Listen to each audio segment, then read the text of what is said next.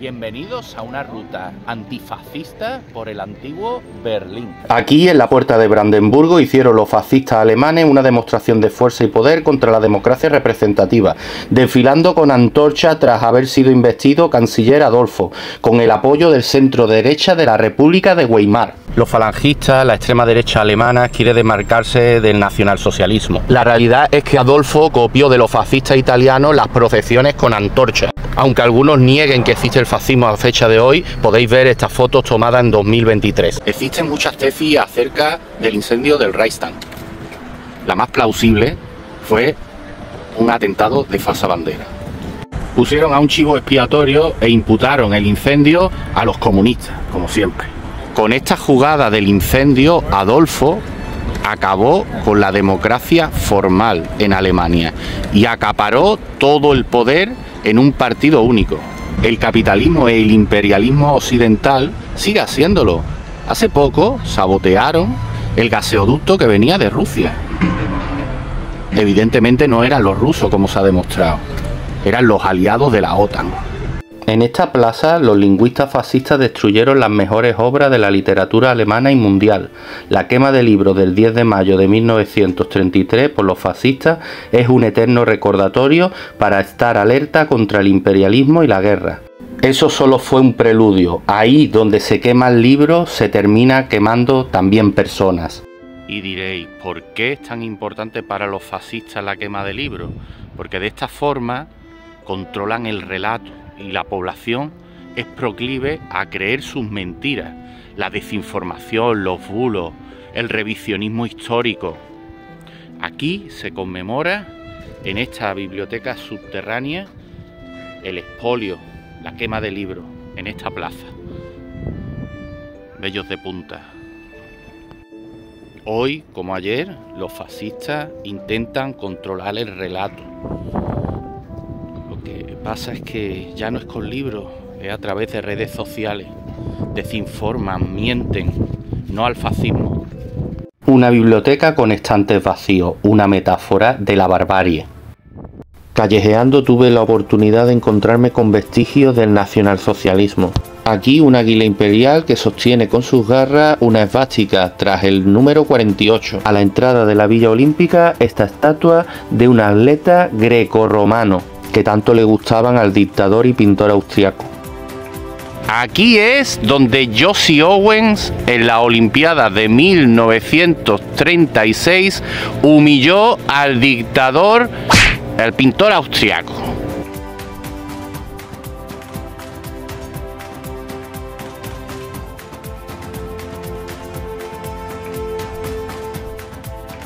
Jesse Owens le dio donde más le dolía, ganó la medalla de oro, batió el récord mundial de velocidad, afroamericano.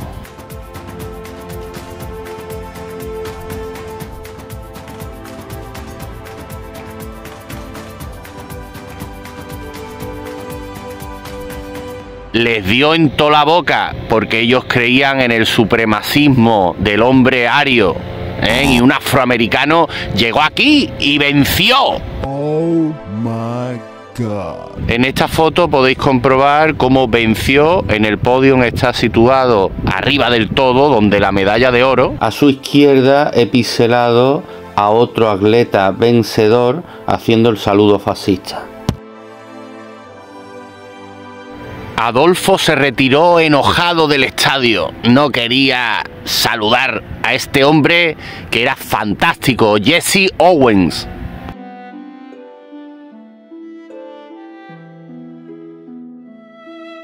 El régimen fascista alemán utilizó las Olimpiadas de 1936 para legitimarse y normalizar lo que estaba sucediendo en Alemania, puesto que la opinión pública internacional era bastante crítica. Y diréis, ¿este qué hacen unas líneas férreas? Pues yo os lo explico. Muy cerca del Estadio Olímpico se encuentra el Memorial Andén 17.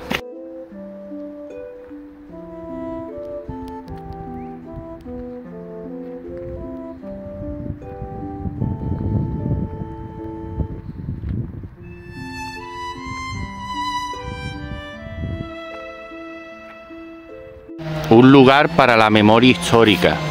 Desde este lugar se deportaban a los campos de exterminio, a los judíos.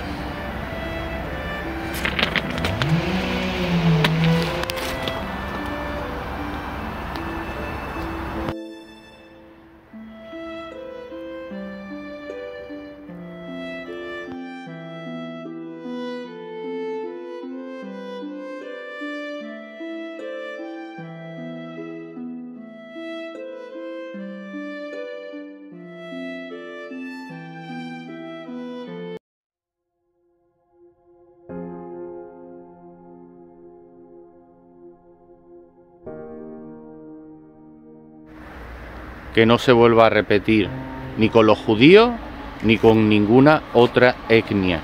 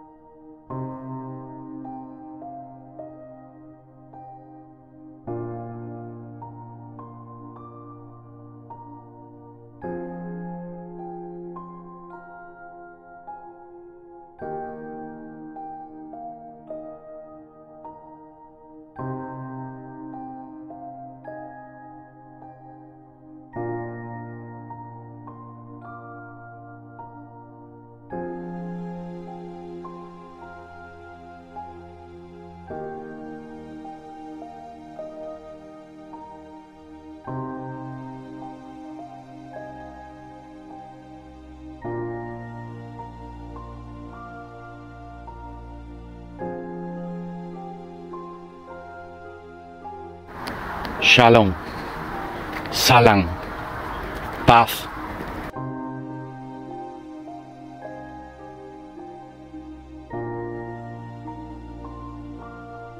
Oficina principal de la Gestapo, las SS y la Seguridad del Reich, Imperio Alemán. Sótano de lo que sería el cuartel de la Gestapo y de la policía secreta del Partido Nacional Socialista. Como podéis ver ahí, ¿vale? Estos son los sótanos, los bajos del edificio, porque fue derruido. No fueron hasta los años 80 donde se quiso recuperar la memoria, para que no se volviera a repetir. Aquí se torturaba a camaradas y a muchos otros presos políticos o de otras etnias. No solamente sufrieron aquí la represión comunista, sino también otros socialdemócratas o demócratas a secas que se opusieron al régimen del terror.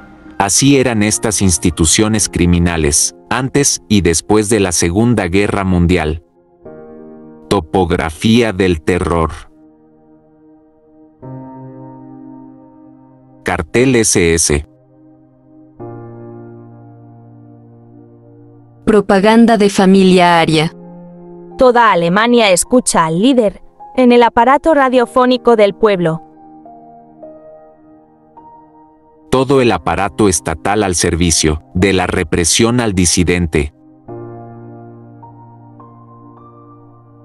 Humillaciones públicas. Soy un corruptor de la raza. Mujeres humilladas por amar a extranjeros u otras etnias.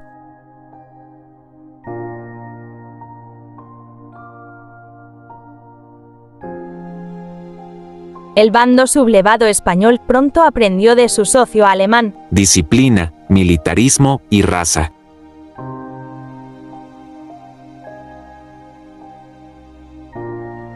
Los represores aburguesados. Detenidos narran el terror a las torturas. Documentos originales para negacionistas y conspiranoicos. ¿Cómo era antes el Reichstag?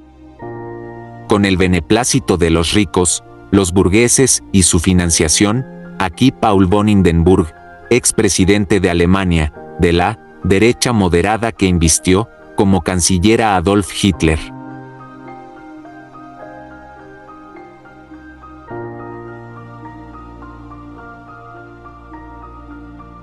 SS tuvieron aquí su sede también y se encargaron también pues de administrar las deportaciones a los campos de exterminio del Holocausto.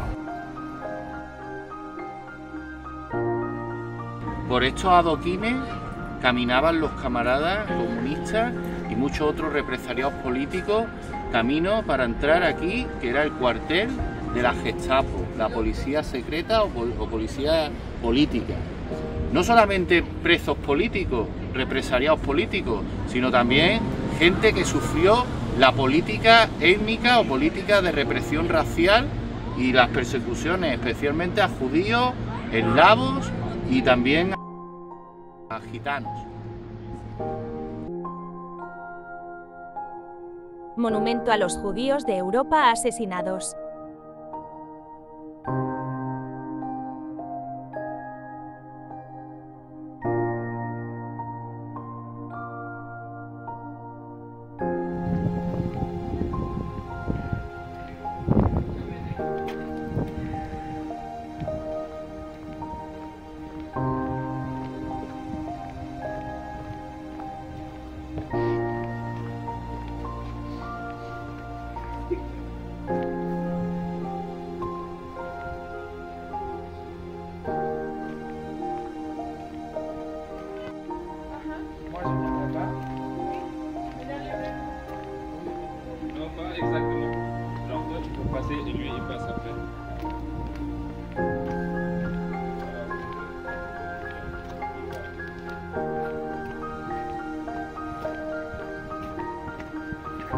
Y como podéis ver, pues intentan equiparar a la población musulmana con Hamás. En fin, eso es el auge de la extrema derecha, alternativa para Alemania, que han cambiado el discurso antisemita. Antes eran los judíos israelíes y ahora pues le importa poco lo que le pasa a los palestinos. Algunos me achacan que politizo la historia. No es pasado, es presente, por desgracia. Los discursos racistas siguen presentes hoy día. Y me diréis, ahí pone Hamás. Claro, evidentemente, son sutilezas. Intentan manipular, equiparando palestinos, musulmanes con terroristas. La nueva guardia de Berlín, llamado así porque era la caseta de la Guardia Real para vigilancia del palacio. Hoy día se ha convertido en un lugar para la memoria histórica, para recordar los bombardeos de la Segunda Guerra Mundial. Dentro podremos ver una conmovedora escultura.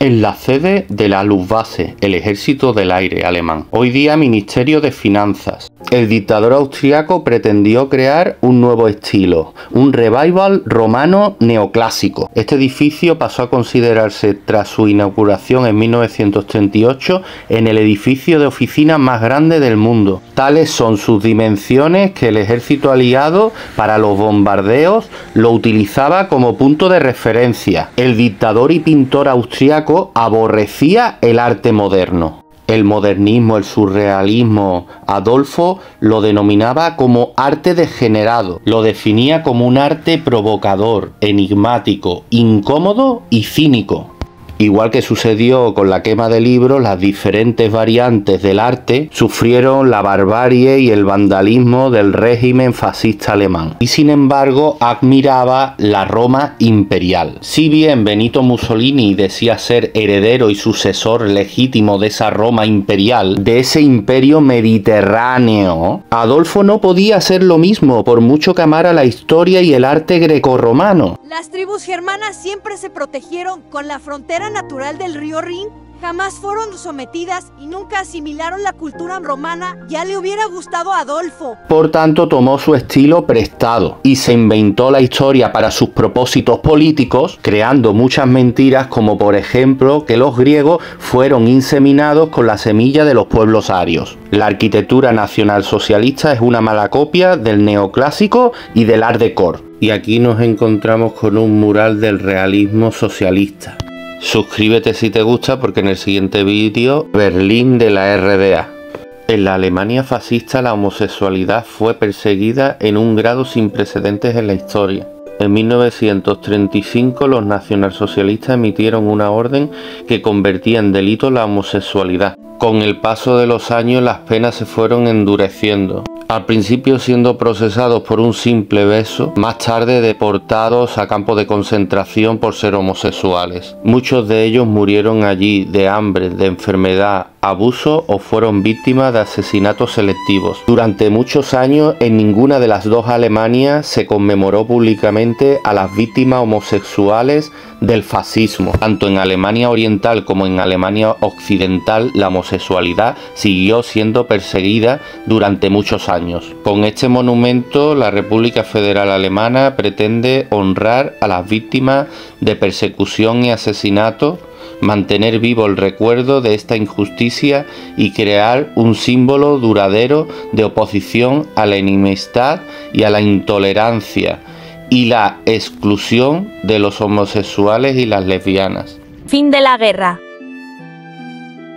Isla de los museos. Nos encontramos frente a la Catedral de Berlín y podremos ver cómo hay una acampada reivindicativa por la paz mundial. Y si nos giramos, nos encontraremos unas bellas columnatas, una galería de columnas, cuan bosque.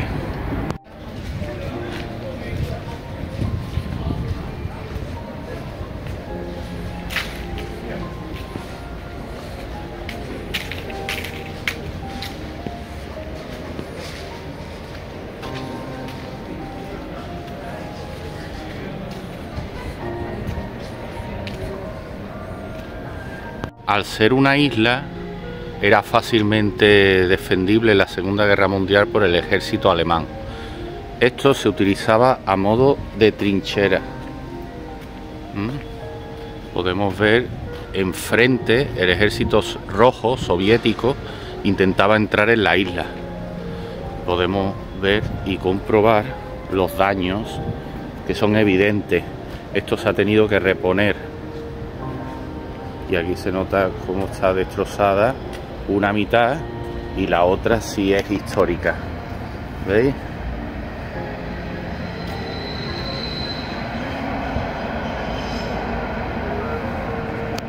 Es brutal los estragos de la guerra, y el nacionalismo exacerbado lo que genera. Brutal. La de muertes que hubo aquí. Tanto rusos, soviéticos, como alemanes.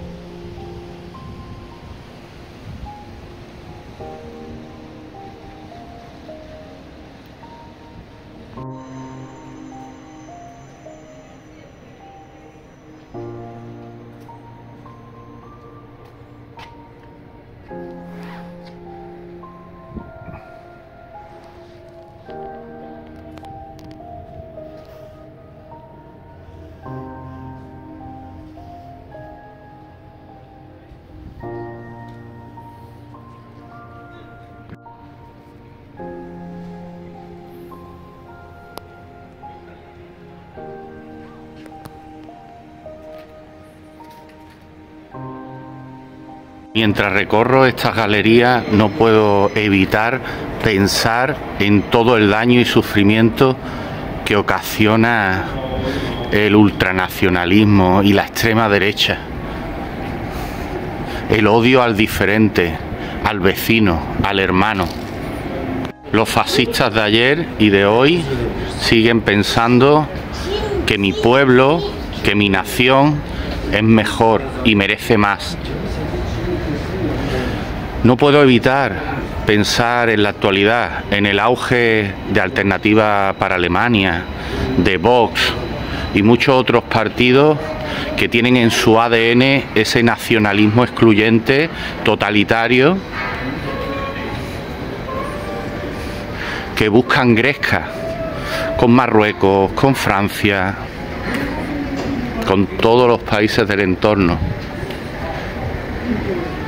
por no hablar de las diferentes etnias y en el caso de España, de la anti-España, que serían los rojos, el colectivo LGTBI, el feminismo, dantesco.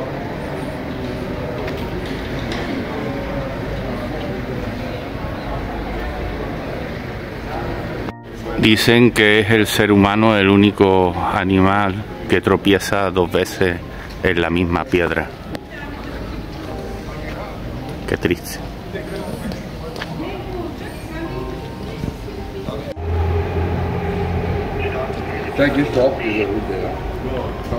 Y como en los años 30 y 40, en Alemania, en España, se escuchan cantos de sirena. Gente pues hablando de lo bueno que fue el Imperio Español. Y Alemania lo que no consiguió con el Tercer Reich, lo ha conseguido en el cuarto, con la Unión Europea. Avasallar al resto de países de Europa, con una economía pujante a costa de los demás. Eso es imperialismo en sus diferentes formas. Todo esto lo ocasiona el ansia expansionista, el odio.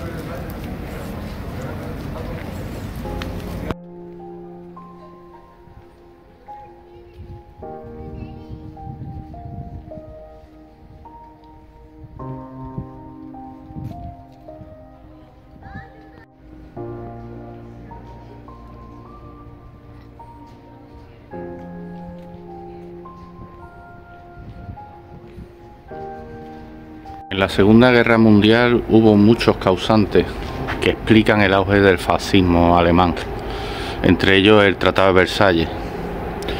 Pero en la actualidad, ese odio, no me lo explico. En fin, aquí podéis ver cómo estas columnas están rehabilitadas, son totalmente nuevas, pero aquí también sí se ven los estragos de la guerra. Esto es un museo, el Museo Nuevo.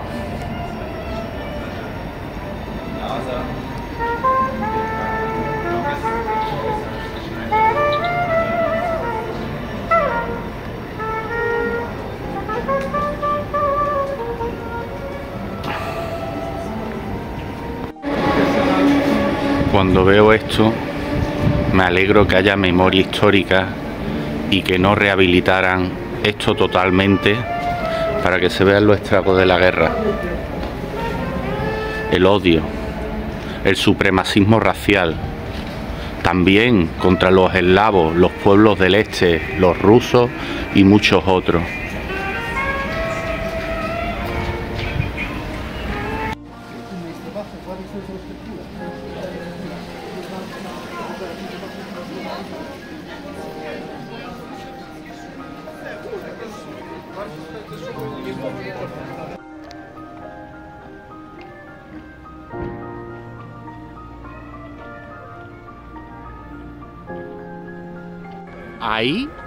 Ahí es donde el Ejército Rojo izó la bandera de la Unión Soviética una vez tomado Berlín y derrotado al ejército fascista alemán. Ahí.